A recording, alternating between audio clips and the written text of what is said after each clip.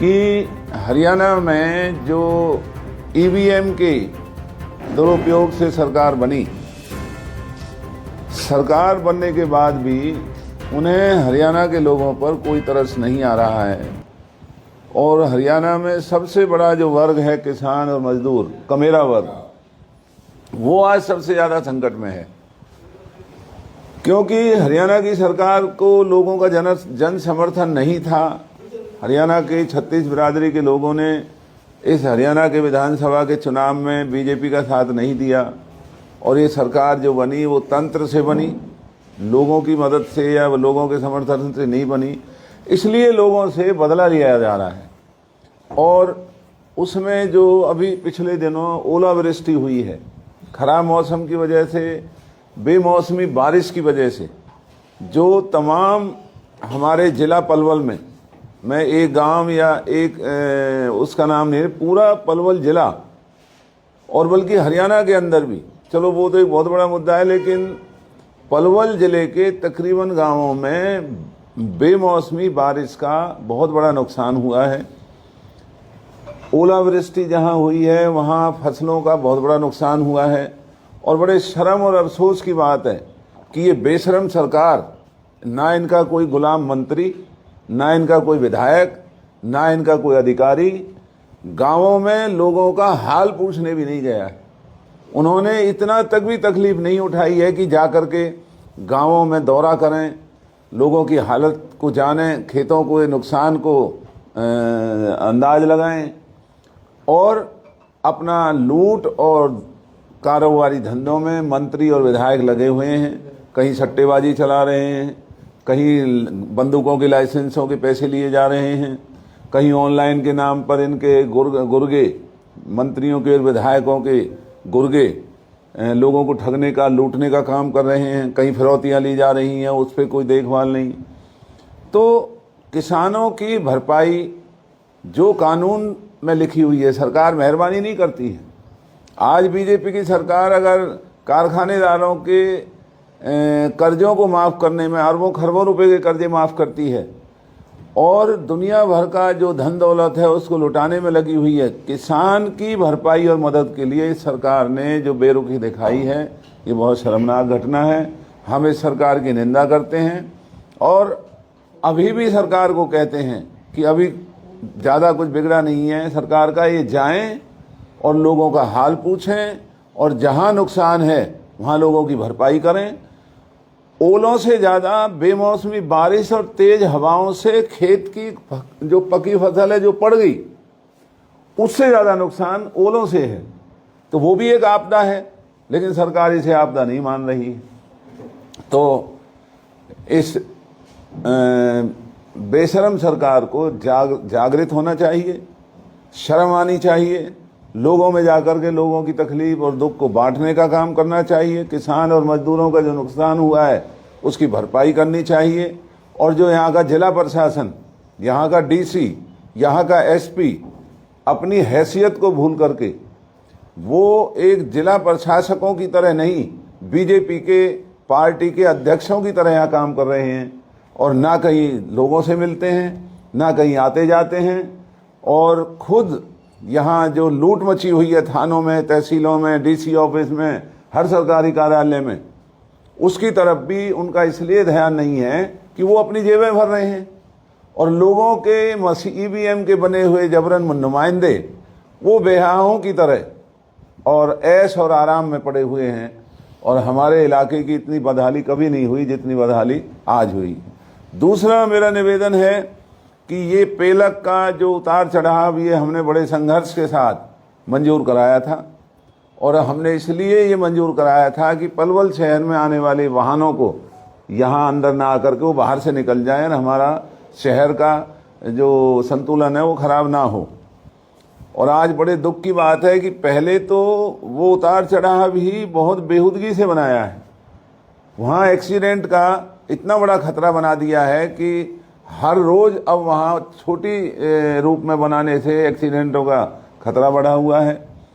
और दूसरा जो टोल वहाँ पर लगाया गया है वो बहुत ज़्यादा दर उसकी बढ़ाई गई है, लगाई गई है, जबकि हमारा फैसला ये था जब ये मंजूर हमने गडकरी से कराया तो हमारा ये फैसला था कि जो लोकल हमारी गाड़ियां हैं, कार, उनके ऊपर कोई टोल नहीं लगेगा। जो कॉमर्शियल वाहन हैं उनकी हमारी कोई बात नहीं थी, लेकिन लोकल कार, कोई ब्याह शादी वाले हैं या अपने गांवों को जाने वाले हैं या जो वकील हैं या मुवक्किल हैं या कार फैक्ट्रियों में जाने वाले लोग हैं या रोज़मर्रा के जाने आने वाले स्थानीय लोगों पर कोई टोल नहीं लगने की बात हुई थी। लेकिन चाहे गदपुरी टोल हो, जहां टोल की दरें बार बार बढ़ाई जा रही हैं, और ये पेलक का जो बनाया गया है वो बहुत ही गलत तरीके से बनाया है, और जितना टोल वहाँ पर लगाया है वो गैर कानूनी है। तो सरकार को तुरंत इसे वापस लेना चाहिए।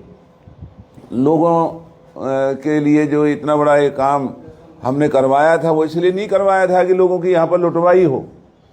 ये हमने इसलिए मंजूर करवाया था कि यहाँ हमारे इलाके के लोग, ज़मीनें हमारी गई, हमें मुआवजा भी पूरा नहीं मिला, और इस केजीपी के साथ जो किसानों को रॉयल्टी केएमपी पर मिलती है, इस केजीपी के किसानों को तो रॉयल्टी भी नहीं मिल रही है, उनको तो डबल नुकसान है। और दूसरा, इतना टोल लेना ये बहुत ही ज़्यादा ज्यादती की बात है। सरकार को तुरंत तौर पर इसे वापस लेना चाहिए। तो आज का मुद्दा इतना ही है जी। अगर सुनवाई नहीं करती सरकार इस मामले में, आगे क्या करेगी? कांग्रेस पार्टी क्या करेगी?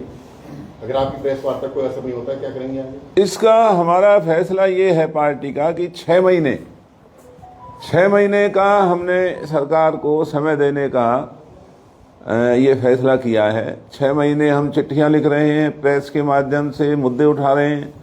6 महीने के बाद जो इनकी लूट और जो ये ईवीएम मंत्रियों की, ईवीएम विधायकों की जो कारगुजारी है, 6 महीने के बाद हमारी पार्टी हर चीज़ का संज्ञान लेगी। धरना प्रदर्शन जहाँ कहीं भी ज़रूरत है वो हम करेंगे।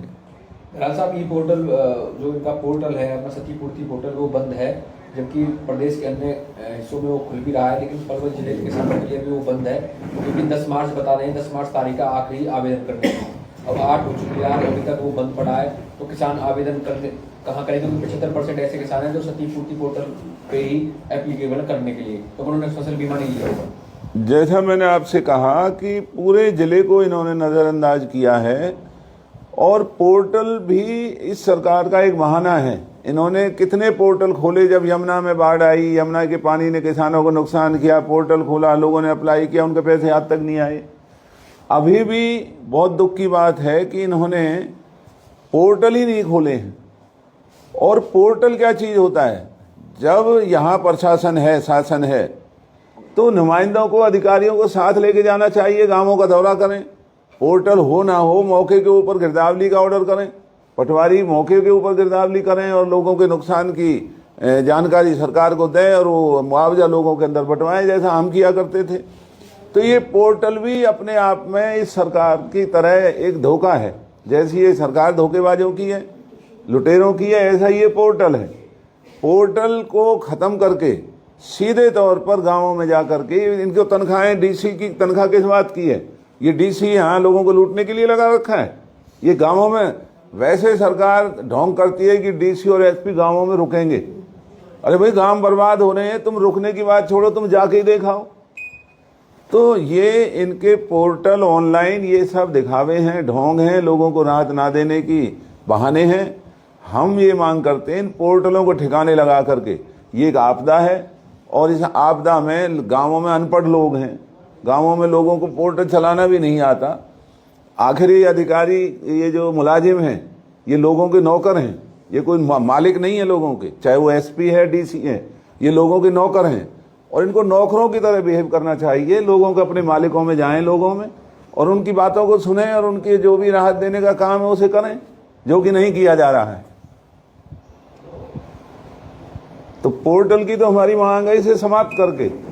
और किसान यूनियन, हमारे इलाके के जो किसान संगठन के जो लोग हैं, वो रोज अधिकारियों को जागृत कर रहे हैं, लोगों में भी जा रहे हैं, लेकिन बेशर्मी की हदों को पार करते हुए ये सरकार सभी सीमाओं को लांघ करके लोगों को शर्मिंदा कर रही है। और लोगों की तकलीफ में शामिल नहीं हो रही।